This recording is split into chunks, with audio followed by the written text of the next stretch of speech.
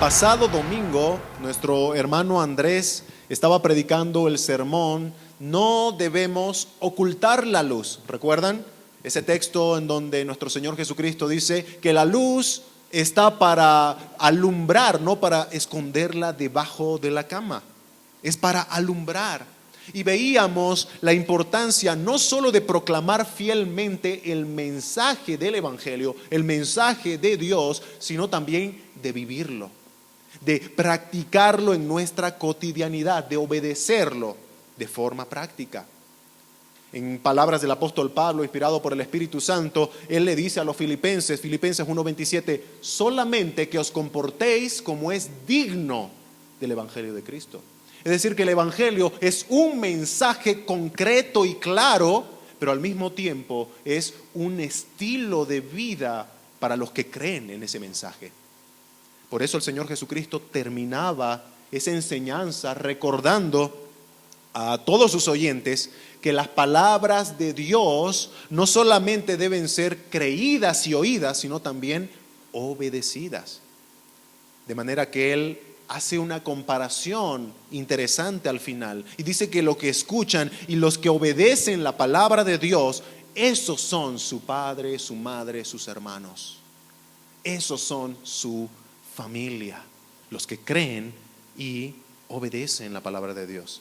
Ese lazo espiritual es mucho más fuerte que cualquier lazo genealógico o físico. El lazo espiritual que nos hace familia de Dios. Por eso termina diciendo en Lucas 8:21, mi madre y mis hermanos son los que oyen la palabra de Dios y la hacen. La hacen. En la mañana de hoy estaremos predicando el sermón La tempestad en las manos de Cristo. La tempestad en las manos de Cristo. Y vamos a basar este sermón en el pasaje de Lucas capítulo 8 versículos 22 al 25 que hacíamos la lectura hace un momento. Y vamos a desglosar este pasaje en 4 encabezados. Número 1, Jesús y sus discípulos bogan mar adentro. Número 2, Jesús y sus discípulos en medio de la tempestad. Número 3, la reacción de los discípulos y el accionar de Jesús. Y por último, número 4, el propósito de la tormenta.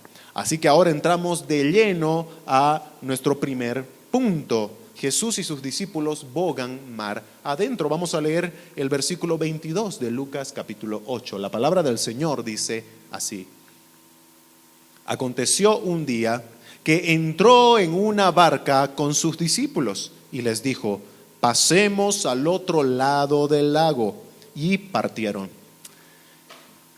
Aunque el escritor, que es el evangelista Lucas, nos menciona de manera muy general, muy ambigua el tiempo en el que sucedió esto, porque él dice, aconteció un día, ¿verdad? Nosotros leyendo solamente esto podemos decir, ¿qué día habrá sido? Y hasta en cierta forma nos hace parecer que para Lucas no era muy importante describir el día. Pero por algo es que el Señor inspiró más de un solo evangelio. Y de manera que en los 4 evangelios podemos ver nosotros la vida de Jesús, de manera que podemos comparar y podemos unir y complementar lo que los evangelistas escribieron inspirados por el Espíritu Santo.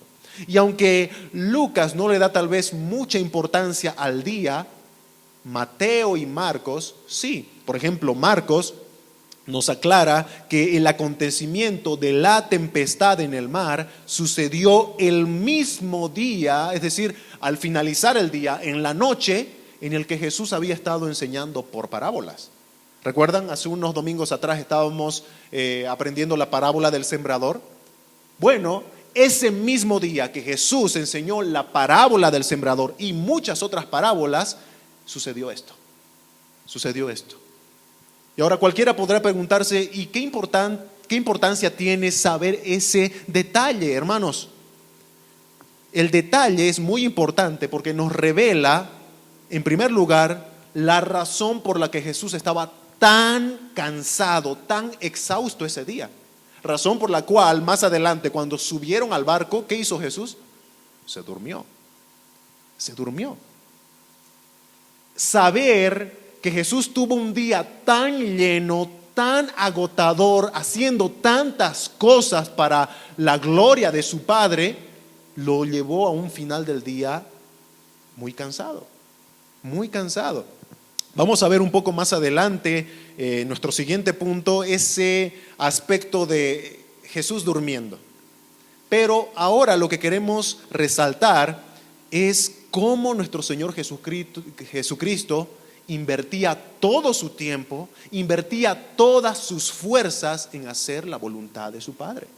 Y nuestro Señor lo tenía bien claro desde temprana edad. Ustedes recuerdan ese acontecimiento que lo hemos estudiado también en Lucas capítulo 2, cuando Jesús de 12 años se pierde de la vista de José y María. Y luego de 3 días de estarlo buscando, lo encuentran en el templo de Jerusalén, hablando con los doctores de la ley. Pero ¿cuáles fueron las palabras de Jesús de 12 años cuando lo encontraron ahí? Jesús dijo: ¿no sabíais que en los negocios de mi Padre me es necesario estar? Ya nosotros podemos ver a un Jesús que tenía en mente que todo su tiempo, que todas sus fuerzas, que todas sus acciones las iba a entregar para hacer la voluntad de su Padre, para hacer la voluntad de Dios. Y es interesante que eso fue algo que adquirieron también los apóstoles. El apóstol Pablo tenía ese mismo sentido de consagración a Dios, de manera que en 2 Corintios capítulo 12, versículo 15, él aplica lo que dice el apóstol Juan, que si tú amas a Dios, tienes que expresar tu amor sirviendo a tus hermanos, sirviendo a tu prójimo. Dice 2 Corintios 12, 15, el apóstol Pablo: y yo con el mayor placer gastaré lo mío, y aún yo mismo, dice Pablo, yo mismo me gastaré del todo por amor de vuestras almas. Por la forma en la que Pablo expresaba amor por los demás, amor por sus hermanos, amor por el prójimo, nosotros podemos deducir, apreciar su amor por Dios. ¿Recuerdan, no? El apóstol Juan, lo que decíamos hace un momento: si amas a Dios, amarás también a tu hermano. De manera que si tú ves a alguien actuando con amor por su hermano, está mostrando su amor por Dios. Vemos en el apóstol Pablo a alguien que aprendió de Jesús a estar en los negocios de su Padre, completamente consagrado, con tiempo, recursos, fuerzas para Dios. Y aquí viene la aplicación para nosotros en este primer punto. ¿Tú en qué inviertes tu tiempo?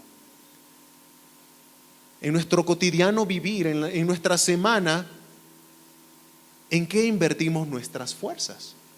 Yo sé, tenemos que trabajar, tenemos que hacer muchas otras cosas, pero ¿será que eso colma todas mis fuerzas, todo mi tiempo?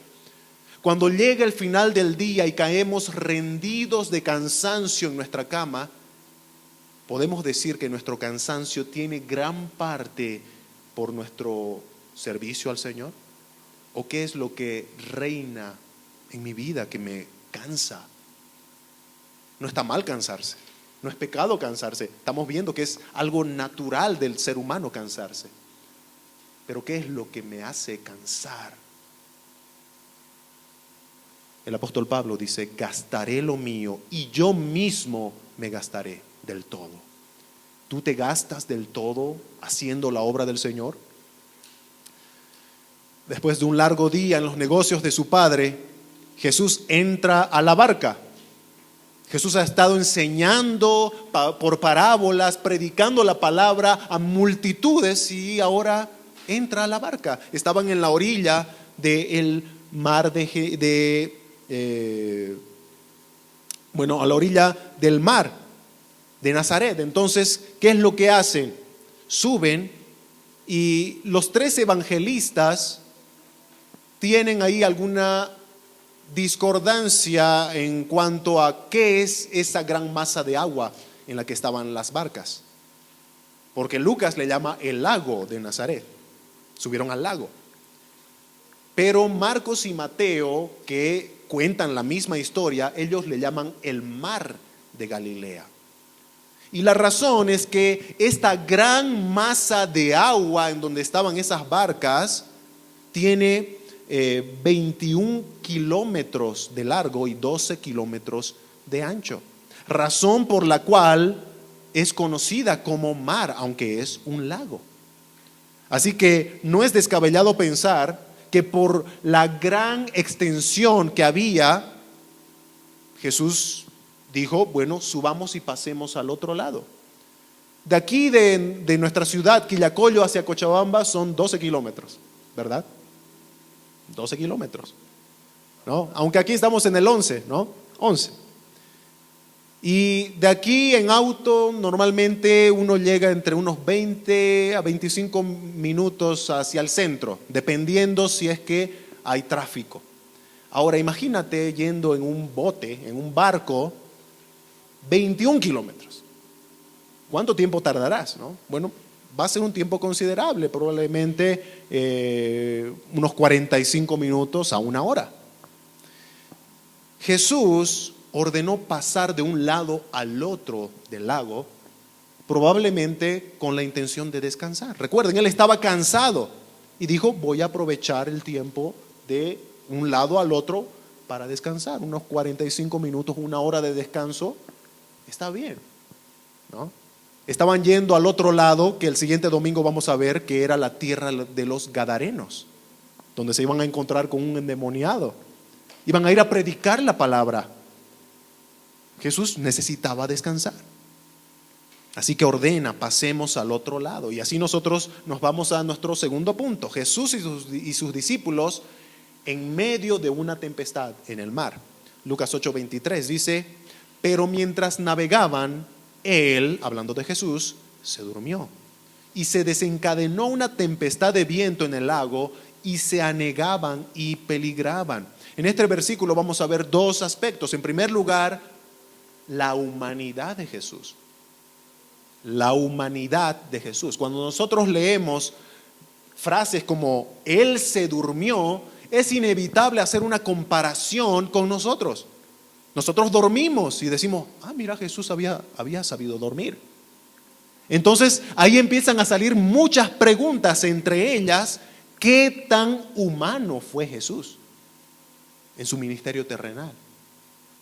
¿Qué tan humano fue Jesús? Él dormía y tú dices, yo también duermo. Se parece a mí. Y empiezas a querer comparar qué tan humano era Jesús que se parecía a ti. Bueno, tenemos que ver, hermanos, que históricamente hubieron muchas doctrinas heréticas a lo largo de la historia de la iglesia que atentaban contra la humanidad de Jesús. ¿Y por qué se llaman doctrinas heréticas? Porque ir a negar la humanidad de Jesús es ir contra lo que la Biblia dice.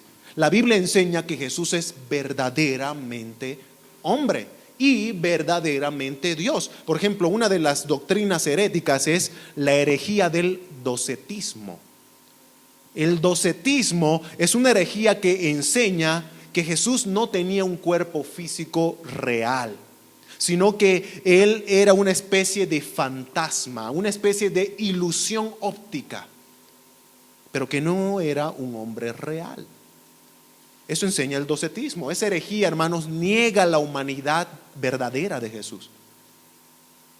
Por eso dijo el apóstol Juan, inspirado por el Espíritu Santo, en 1 Juan 4:3, que todo aquel que no confiesa que Jesucristo ha venido en carne, es decir, que Jesús es verdaderamente hombre, que nació verdaderamente humano, esa persona no es de Dios. El apóstol Juan declara eso. La otra herejía con la que la iglesia también batalló en la historia de la iglesia es la herejía monofisita. Monofisita. Esta herejía enseña que Jesús tenía una sola naturaleza, que no era verdaderamente divino ni verdaderamente humano. Lo que hace esta herejía es unir la divinidad y la humanidad de Jesús, de tal manera que ahí nosotros tenemos una especie de teoantropomorfismo, ¿no? Una palabra muy larga, muy complicada. pero que significa que hay una mezcla de las dos naturalezas, formando una sola. Y hace ver a Jesús como una especie de semidios griego. ¿Ustedes recuerdan ese personaje mítico de los griegos, Hércules? Conocemos, ¿verdad? Hércules, un hombre súper fuerte. ¿Por qué? Porque en la historia mítica de los griegos, Hércules era un semidios. Era medio hombre y medio Dios. La pregunta es, ¿será que Jesús es medio hombre y medio Dios? La Biblia dice, no. Jesús no es medio hombre y medio Dios, de tal manera que nosotros vemos en Jesús un super hombre modificado. No, nosotros vemos en Jesús un hombre común y corriente, que dormía, que se cansaba, que necesitaba tomar agua porque tenía sed, que necesitaba comer porque tenía hambre, su cuerpo necesitaba nutrirse. Nosotros vemos en Jesús un ser humano tal cual. El término teológico para lo que nosotros creemos que la Biblia enseña de la humanidad y la divinidad de Jesús se llama la unión hipostática de Cristo. Ese es un término teológico que enseña que las dos naturalezas de Jesús, humana y divina, son distinguibles. Tú puedes distinguir la una de la otra, pero no puedes separarlas. No puedes separarlas. Pero no podemos decir como los monofisitas que son una sola. Se distinguen. Dice un comentarista de la Biblia de la Reforma, aunque las dos naturalezas permanecen unidas, por ejemplo, después de la ascensión de Cristo, debemos todavía distinguir las dos naturalezas con respecto a la modalidad de su presencia con nosotros. Lo explica ahora, dice, en cuanto a su naturaleza humana, Cristo ya no está presente entre nosotros, ¿verdad? O nosotros ahora mismo podemos decir, Jesús está sentado en esa silla, ¿no? No, porque no lo ves. Y si tú vas y haces así, obviamente no vas a sentir un cuerpo ahí. Entonces, humanamente hablando, Jesús no está entre nosotros. Su cuerpo no está aquí. Ahí se aplica lo que dice este comentarista. Su naturaleza humana no está entre nosotros. Sin embargo, en su naturaleza divina, Cristo nunca, y esta frase es interesante, nunca está ausente de nosotros. Cristo nunca ha dejado de estar con nosotros en su naturaleza divina. Ahí es en donde se aplica lo que Jesús dijo a sus discípulos en Mateo capítulo 28. ¿Recuerdan la gran comisión? Aquel momento donde Jesús ordenó a su iglesia predicar el evangelio antes de él irse y les dijo: he aquí, yo estoy con vosotros todos los días, hasta el fin del mundo. Cristo cumple esa promesa. Él está con nosotros todos los días hasta el fin del mundo. Porque Él es Dios. Su cuerpo no está aquí presente, tú no lo ves, pero Él está aquí porque Él es Dios. ¿Se dan cuenta cómo entonces podemos distinguir la humanidad de Jesús y su divinidad, pero al mismo tiempo sin separarlas? Sin separarlas. Cristo es verdaderamente Dios y verdaderamente hombre. Como decíamos hace un momento, Él tenía necesidades comunes como todos nosotros. Se cansaba, dormía, tenía hambre, comía, sentía dolor físico, tenía sed, tomaba agua, lloraba. ¿Recuerdan cuando llegó al velorio de su amigo Lázaro? Lloró. Jesús era verdaderamente hombre. Él igualmente como nosotros, en su humanidad y de manera temporal, tuvo limitaciones. Por ejemplo, Él estaba limitado por el tiempo y el espacio, así como tú y como yo. Tú no puedes decir que estás aquí y al mismo tiempo que estás en la cancha, ¿no? O que estás en el centro de la ciudad. No, tú estás aquí y no puedes estar en otro lugar, a no ser que ahora mismo te levantes, salgas, tomes un auto o tal vez vayas caminando y llegues a otro lugar. Estás limitado por el tiempo y el espacio. Jesús, en su ministerio terrenal, en su humanidad, se sometió voluntariamente al tiempo y al espacio. De manera que Él tenía que trasladarse de un lugar a otro como tú y como yo. Como tú y como yo. De la misma manera, el conocimiento de Cristo, ¿verdad? El conocimiento de Cristo en su humanidad, aunque era verdadero y aunque era preciso, no era infinito. Repito, en su humanidad, en el tiempo en el que Jesús estuvo en su ministerio terrenal, fue algo temporal, pero Él se sometió a eso. De tal manera que el Señor Jesucristo en Marcos capítulo 13, versículo 32, hablando de su segunda venida, porque sus discípulos le preguntaban sobre los eventos futuros, sobre el juicio, ¿qué va a pasar? ¿Cuándo va a pasar? La respuesta de Jesús es: pero de aquel día y la hora nadie sabe, ni los ángeles que están en el cielo, ni el Hijo, sino el Padre. Jesús reconoció esas limitaciones de conocimiento en su ministerio terrenal, en su primera venida. Ahora, aquí es importante aclarar: el hecho de que la segunda persona de la Trinidad se haya puesto limitaciones temporales en su humanidad no significa que Él dejó de ser Dios. No significa que Él dejó de ser Dios. El hecho de que Él se haya metido al tiempo no significa que dejó de ser eterno. Porque si bien Él nació como un bebé, ese no fue el comienzo de la segunda persona. Por algo dice el profeta Isaías: porque un niño nos es nacido, un hijo nos es dado. Es decir, que aquel hijo que vino desde la eternidad a nacer como un bebé humano ya existía desde la eternidad. Él se metió al tiempo, pero no es que Él empezó a existir en ese momento. Él no dejó de ser eterno, aunque se metió en el tiempo. ¿Se dan cuenta? Él no dejó de ser Dios, aunque se metió dentro de su creación. Él seguía siendo Dios.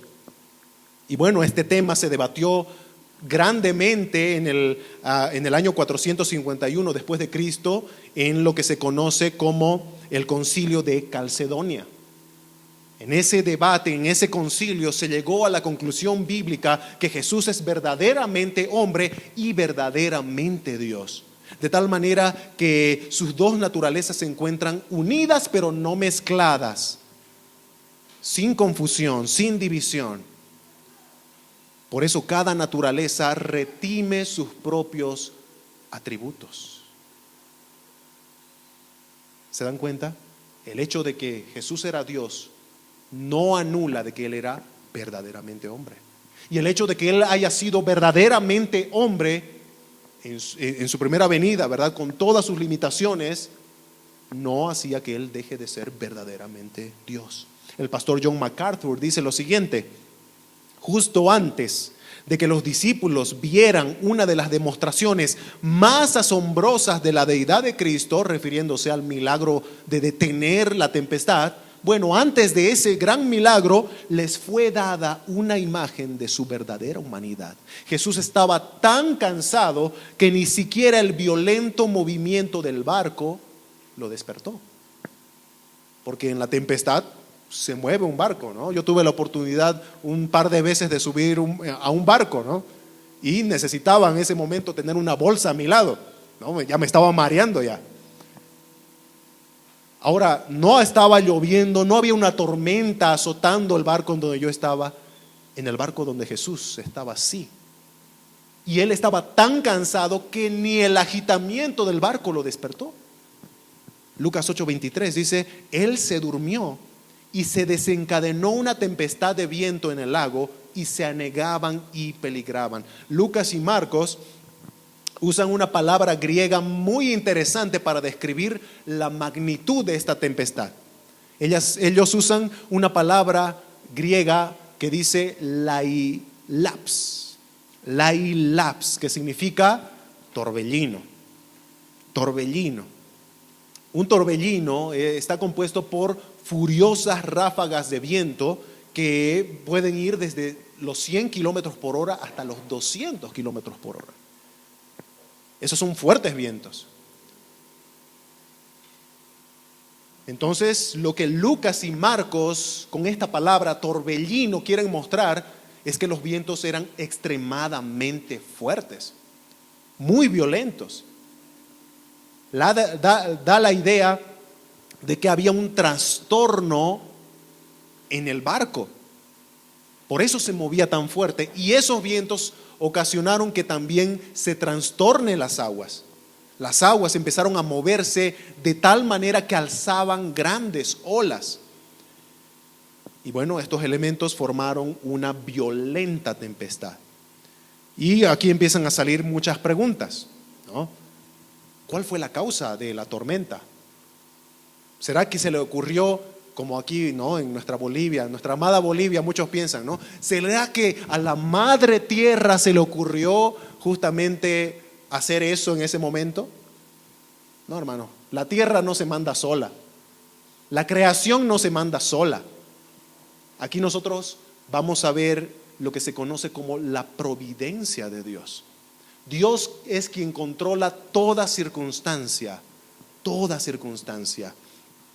La idea de la providencia es que Él tiene control sobre todo. No hay accidentes para Dios, sin propósitos. Dios está detrás de todo. Nada de lo que ocurre es por azar o por suerte. Pero alguno dirá, pero Dios es santo, ¿verdad? Dios es santo, dice la Biblia en Isaías capítulo 6, santo, santo, santo Jehová de los ejércitos. ¿Cómo puede ser que el Dios santo permita torbellinos, permita huracanes, permita tornados, tsunamis, todos aquellos desastres naturales como aquel terremoto en Turquía hace algunos meses atrás que trajo muchas muertes y dolor?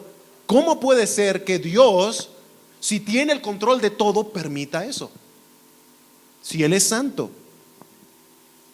Y a veces hablamos de esa manera tratando de hacer ver a Dios como un malo, como si hay oscuridad en Dios, cuando la palabra de Dios dice que no, que de Dios solamente viene la luz. Él es el Padre de las luces, Él es el Santo de los santos. Debemos recordar que fue el ser humano el responsable de la introducción del pecado al mundo y todas sus consecuencias. De manera que las enfermedades, los dolores, llantos, tristezas, incluso la muerte es culpa del hombre, no de Dios. Fue el hombre el que desobedeció y introdujo el pecado y la muerte al mundo.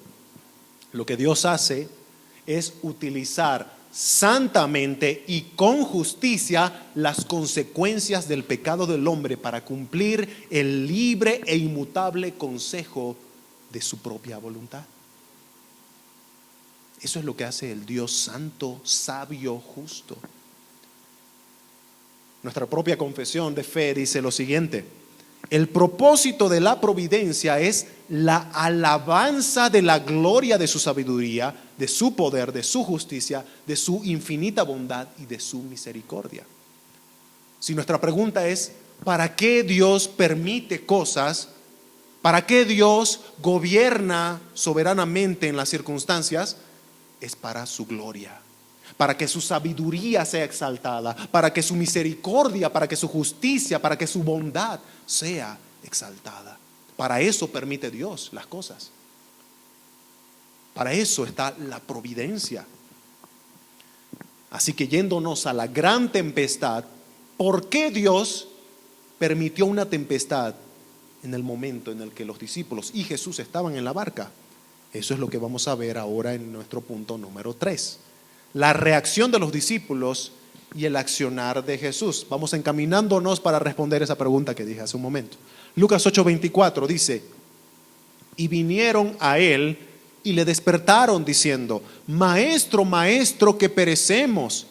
Despertando Jesús, reprendió al viento y a las olas, y cesaron, y se hizo bonanza. Vamos a ver en este momento, en primer lugar, una súplica desesperada de los discípulos. Los discípulos estaban tan aterrados que, bueno, luego de insistir por sus propias fuerzas, tuvieron que acudir hacia Jesús. Ese terror que tenían los discípulos muestra cuán grande era la tormenta. No sé si alguna vez tú estuviste en ese tipo de momentos climáticos en donde el viento es extremadamente fuerte. En el tiempo en el que estuvimos para el nacimiento de mi primera hija, Adele, en Texas. Texas es un lugar en donde hay muchos tornados, ¿no? Y es casi normal que sale en la televisión un anuncio urgente, ¿no? De hay un tornado, y por los celulares automáticamente te avisan, hay un tornado. Y empiezas a ver parpadear el foco de la casa y todos ya tienen una idea de qué hacer, ¿no? Tenemos que ocultar todos los muebles grandes y nosotros tenemos que escondernos en el lugar más estrecho de la casa, ¿no? Y hasta que pasa ese momento es tremendo, se escucha de todo, ¿verdad? El viento rompiendo todo lo que se le cruza enfrente. Hermanos, lo que vemos acá es a unos discípulos aterrados por aquel viento que se les cruzó esa noche. Y no estamos hablando de cualquier tipo de hombres. Los discípulos de Jesús, en su gran mayoría, estaban compuestos por pescadores. Eran marineros experimentados, veteranos de la pesca. De tal manera que ellos, en su vida pesquera, tuvieron que haberse cruzado con algunas tormentas en su trabajo, en su labor. Pero esta tormenta era diferente. Esta tormenta hizo que ellos se aterraran. Era tremendo. Ellos ya pensaban que estaban por morir. Por eso se acercan a Jesús y le dicen: Señor, ¿no tienes cuidado que perecemos? Marcos 4:38 lo describe de esa manera. Maestro, ¿no tienes cuidado que perecemos? Ellos pensaban que ya estaban por morir. Así de grande era la tormenta. Pero esta frase con la que se acercan, que Marcos nos detalla, es un tono de queja. Ellos no solo fueron a buscar ayuda donde Jesús, fueron a quejarse donde Jesús. En cierta forma ellos estaban diciendo: Maestro, ¿no te importa que estamos muriendo? ¿No te importa? Ahora, aquí es bueno recordar también que el peligro, el riesgo en el que estaban los discípulos era real. Ellos estaban por morirse ahogados. Su barco estaba por romperse por las olas. Era real el peligro. Y bueno, esa acción de buscar ayuda tampoco fue mala. Con esto no estoy diciendo de que no tienes que buscar ayuda a Dios, no tienes que pedir ayuda a Dios. No. Es bueno pedir ayuda. Los discípulos hicieron bien en acudir a Jesús por ayuda. El problema fue la actitud de los discípulos. Los discípulos fueron a pedir ayuda con una actitud completamente desafiante, completamente quejumbrosa. Esa era una actitud completamente reprochable. ¿Cuántas veces no te has acercado, no nos hemos acercado a Dios en ese sentir? ¿No te importa mi situación? ¿No te importa que estoy enfermo? ¿No te importa que estoy solo? ¿No te importa que mi matrimonio se está hundiendo como aquel barco de la historia? ¿No te importa? ¿Cuántas veces nos hemos acercado a Dios así, pensando que no le importamos? Oh, hermanos, no pensemos que porque Dios es soberano y permite circunstancias difíciles en nuestra vida, Él no piensa en nuestro bienestar. No pensemos mal de Dios. No pensemos que la soberanía de Dios anula el hecho irrefutable de que Él es amor, Él es bondadoso, Él es misericordioso, santo y justo. Las pruebas que vienen a la vida de todo cristiano son para nuestro bien, dice la palabra de Dios, Romanos 8:28. Y sabemos que a los que aman a Dios, todas las cosas les ayudan a bien. No algunas, dice todas las cosas, incluyendo las que duelen. Las que duelen. Lo que sea que estés pasando, incluso tal vez estás sufriendo consecuencias de pecados tuyos. Pero déjame decirte que Dios utiliza todo eso para tu edificación, para tu madurez, para tu restauración. Acércate a Dios en busca de su ayuda, pero no lo hagas como los discípulos en esta historia. No vayas a acercarte a quejarte de Él. Pues si el Señor decide igualmente no quitar tu tormenta, o usando las palabras del apóstol Pablo, si el Señor decide no quitar tu aguijón de tu carne, te aseguro por la autoridad de la palabra de Dios que eso que el Señor te está dejando es para tu bien.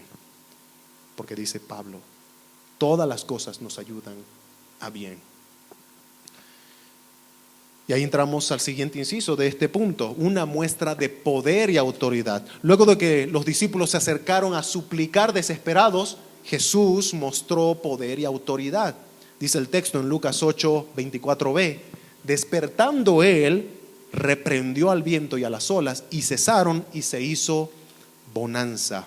Como decíamos hace un momento, citando a John MacArthur, luego de esa expresión verdadera de humanidad, cuando Jesús por cansancio se durmió, bueno, ahora vino la expresión de su divinidad. Vino la expresión de su divinidad. Dice Jesús, reprendió al viento y a las olas, y cesaron, y se hizo bonanza. Cuando Jesús hace esto, está mostrando que Él controla la creación, que Él es el gobernador de la creación. Él es el dueño.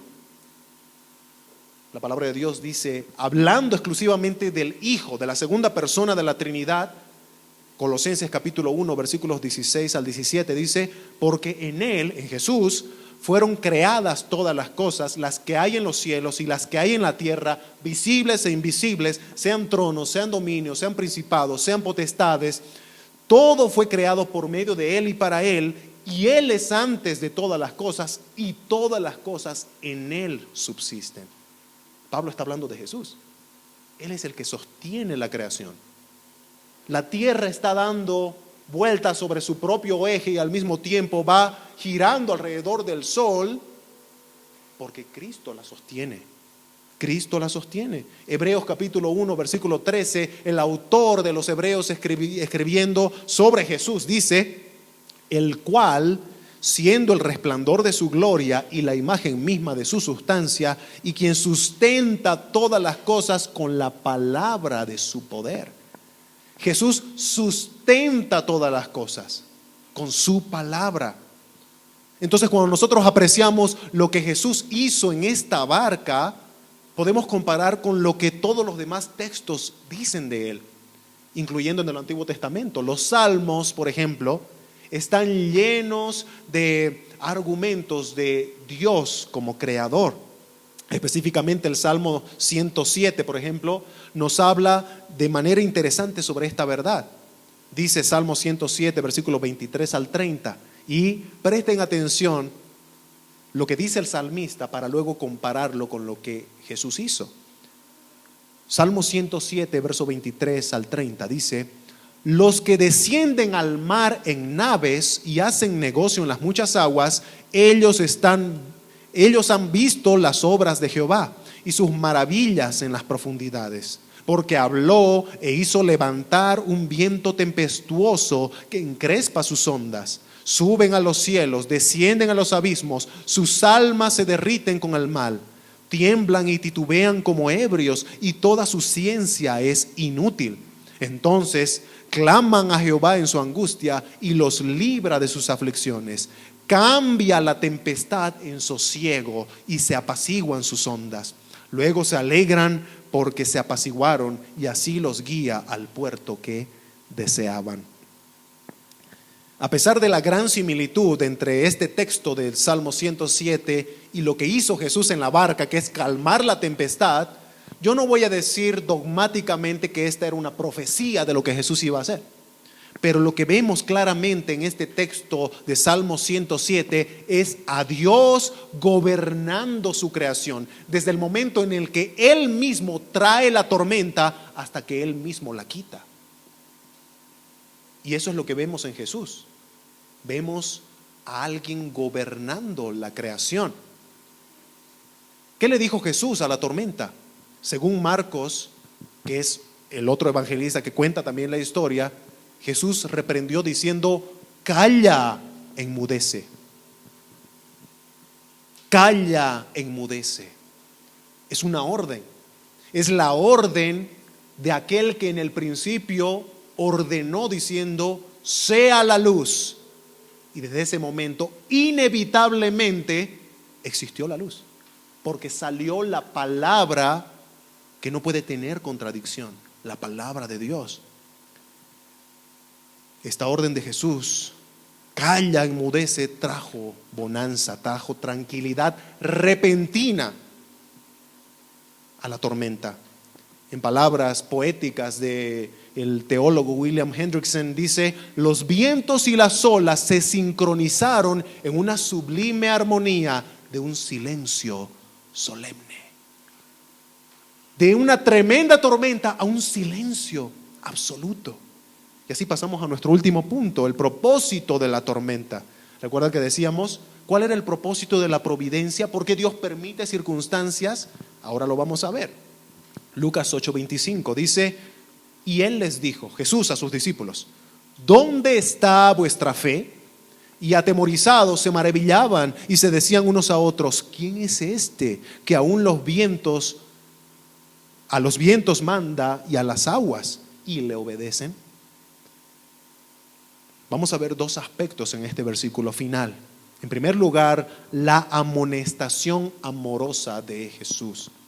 Debemos recordar que el Señor quiere lo mejor para sus discípulos, lo mejor para los que son suyos. De manera que esa pregunta que les hace, ¿dónde está vuestra fe?, nos va a responder el propósito de la tormenta. Dios quiere que los que le pertenecen, que los suyos, crezcan en una dependencia total de Él. Tener fe en Dios implica dejar de confiar en mí mismo y confiar enteramente en Él. Posarme por completo en sus manos. Aun cuando parezca que nuestra vida puede correr peligro inminente, Dios está en un control santo de todo. La pregunta es, ¿creemos eso? Por eso es que la pregunta de Jesús iba directamente a la fe, a la confianza. ¿Dónde está vuestra fe? Recuerden, los discípulos eran marineros experimentados. Muy probablemente ellos dijeron, si nosotros, marineros experimentados, no podemos remar contra esta gran tormenta y estamos por morir, entonces estamos perdidos. Nadie nos puede salvar. Y su única forma de hablar a Jesús fue quejándose. Ellos confiaban tanto en sí mismos que dejaron de confiar en Dios. ¿Dónde está vuestra fe? Las pruebas son utilizadas por Dios para robustecer nuestra fe, de tal manera que nosotros podamos crecer en nuestra confianza, en nuestro amor, en nuestro servicio al Señor. El problema es que a veces pensamos que las pruebas solas, las pruebas en sí mismas, son las que nos edifican, ¿verdad? A veces usamos esa frase muy común en el mundo, ¿verdad? Lo que no me mata me fortalece, ¿no? Algo así como, imagínate, hay una plantita y tú la pisas y luego esa plantita por alguna razón sobrevive, ¿no? al pisotón y bueno, uno dice, yo soy como esa plantita, ¿no? Me han pisoteado, pero ahora estoy más fuerte. Hermanos, la prueba en sí misma, el dolor, el sufrimiento en sí mismo no me va a edificar. No me va a edificar. Hay muchas personas que en el momento en el que han entrado a una crisis en su vida, a una dificultad de dolor, en vez de ser edificados, se han enojado con Dios, se han alejado de Dios, refunfuñando contra Él. Por las pruebas, por el sufrimiento. Entonces, tenemos que ver que el sufrimiento en sí mismo no me edifica. Lo que hace Dios es utilizar ese sufrimiento para llevarme a lo que verdaderamente me edifica, que es su palabra, en donde Él se revela. Las pruebas dadas por Dios deben impulsarte a la escritura inspirada por Él. Es ahí, en la palabra de Dios, donde tú reconoces como dice la Escritura, que eres gusano y que Él es el soberano, el Rey. Es ahí en la Escritura en donde tú caes humillado porque te das cuenta que eres indigno del amor de Dios, mas aún así Él te amó incondicionalmente. Es en la Escritura en donde te das cuenta de eso. Si tú estás pasando por una tormenta y solo te la pasas, por ejemplo, quejándote, pero no oras humildemente, no te acercas a la palabra de Dios, a conocer lo que Él revela de su carácter, lo que Él revela de su plan, entonces déjame decirte que si tú pasas por la prueba sin conocer un poco más de Dios, sin amar un poco más a Dios, sin deleitarte un poco más de quién es Él, ¿dónde está vuestra fe? ¿Dónde está vuestra fe? El sufrimiento es en vano si terminas sufriendo sin conocer, amar, deleitarte en Dios. Lo que Cristo está enseñando a sus discípulos es precisamente cuál es el propósito de esta tormenta. Era probar dónde estaba su confianza, su fe. Tenían al Creador en la barca, mas aún así ellos terminaron quejándose de que estaban muriendo. ¿Dónde está vuestra fe? ¿Será que está en ti mismo? ¿En tus capacidades? ¿En tu estatus? ¿En los bienes de este mundo quizás? Quizás tu fe, tu confianza extrema está en el gobierno o en tu familia. No, para mí la familia lo es todo. Yo meto las manos al fuego por la familia, ¿no? ¿Será que es mucho mejor que Dios? Cuando lo comparamos con Dios sabemos que no hay nada que sea mejor. ¿Dónde está tu fe? Jesús dice: mírame, yo soy el soberano, yo soy el que tiene toda autoridad y todo poder. Y si los discípulos estaban tan aterrados por la tempestad, ¿saben qué sucedió luego de que Él la detuvo? Se atemorizaron más. Tuvieron más miedo de Jesús en el momento en el que Él detuvo la tormenta. Lucas 8:25b dice: y atemorizados se maravillaban y se decían unos a otros: ¿quién es este que aún los vientos y las aguas manda y le obedecen?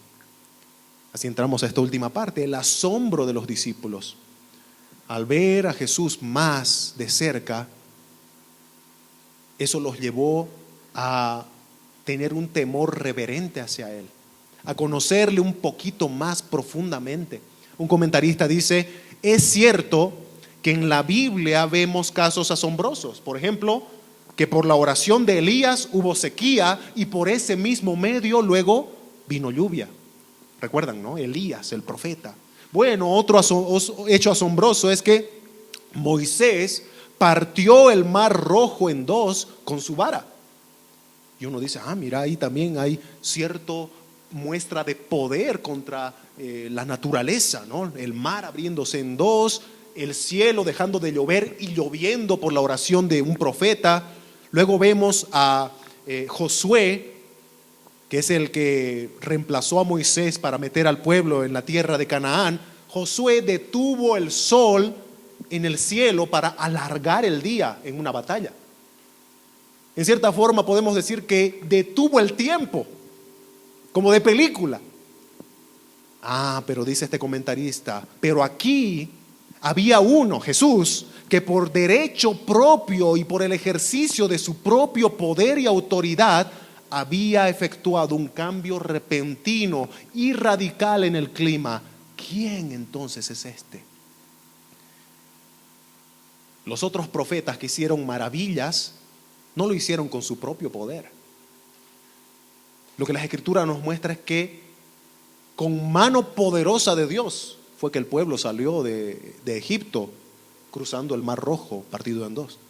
No se lo atribuye a Moisés, pero lo que vemos en el milagro de Jesús es que Jesús, con su propio poder, con su propio derecho, ejerció o hizo ese milagro. Lucas, el escritor, concluye su relato de este acontecimiento con esa pregunta: ¿quién es este que aún los vientos y a las aguas manda y le obedecen? ¿Cuál es la respuesta? Es una pregunta con una respuesta implícita, ¿verdad? No vemos la respuesta ahí, pero sabemos cuál es.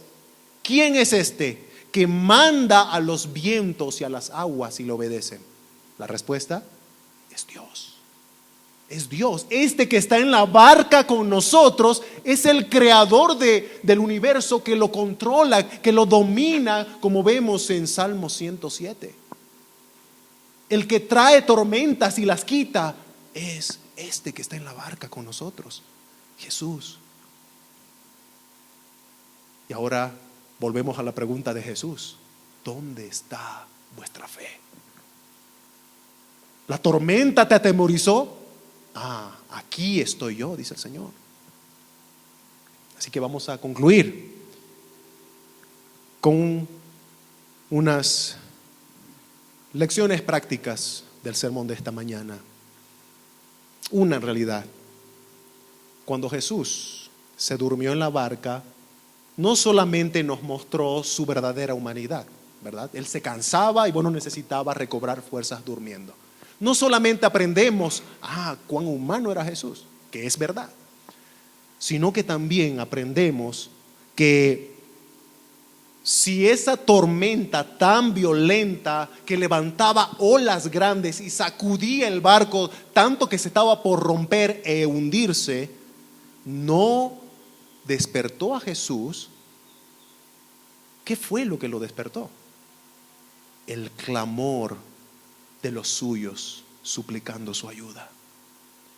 Ni la tormenta lo despertó, pero el clamor de sus ovejas lo hizo. Ahí nosotros podemos ver cuán grande es su amor, su interés por los que son suyos.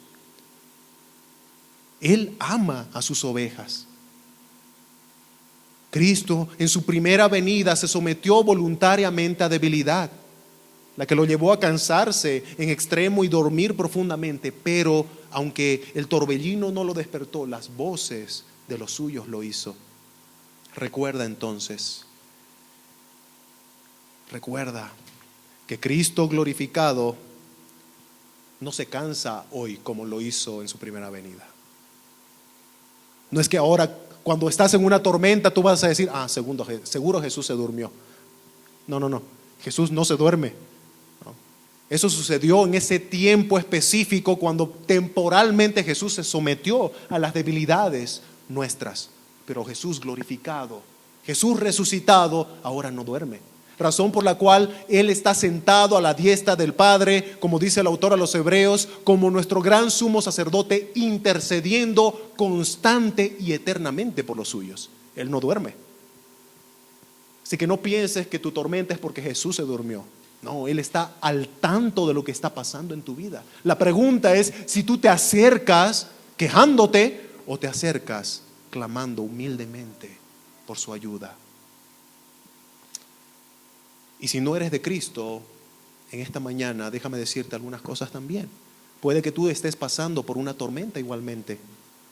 Y la tormenta de tu vida no es al azar. Recuerda, Dios tiene el control de todas las cosas. Dios usa esas tormentas en tu vida para traerte hacia Él, así como lo hizo con el profeta renuente Jonás. Huyendo de Dios, Dios lo trajo con una tormenta en el vientre de un gran pez. Pero lo trajo para que haga su voluntad. ¿Y sabes cuál es la voluntad de Dios para tu vida? Cree en el Señor Jesucristo y serás salvo. Esa es la primera de las cosas que Dios quiere para un pecador. Su voluntad es que te arrepientas de todos tus pecados, porque eres pecador. Has ofendido a Dios toda tu vida y Él quiere que te arrepientas. Él manda, como dice Hechos 17, manda que te arrepientas y creas en el Evangelio de Jesucristo. Porque para eso vino Jesús. Él vino, se hizo hombre, como estudiamos en nuestro sermón, verdaderamente hombre. Se humilló al hacerse hombre. El Dios eterno, el Dios omnipotente, omnisciente, omnipresente, fue envuelto en pañales. ¿Para qué necesitas envolver en pañales a un bebé? Porque el bebé no puede retener lo que en algún momento tiene que sacar. Hermanos, el Creador se humilló al hacerse hombre y ser envuelto en pañales. Vivió una vida como cualquiera de nosotros, pero sin pecado. Pero fue tentado. Fue tentado. El enemigo, Satanás, osó tentar al Hijo de Dios. Pero él nunca pecó. Vivió una vida perfecta y así llegó a la cruz. Justo, el justo de los justos, muriendo en la cruz para cargar en él el pecado y la ira de Dios, para que nosotros, los que creemos en él, no suframos la condenación. Pero ahí no terminó. Él no quedó en la cruz ni en la tumba. Él resucitó victorioso de la muerte, con poder, con autoridad, y da vida eterna a todo aquel que cree en él. Jesús dice: el que cree en mí tiene vida eterna y ya no irá a condenación, sino que ha pasado de muerte a vida. La pregunta es: ¿le crees a Jesús? ¿Dónde está tu fe? Vamos a orar para terminar.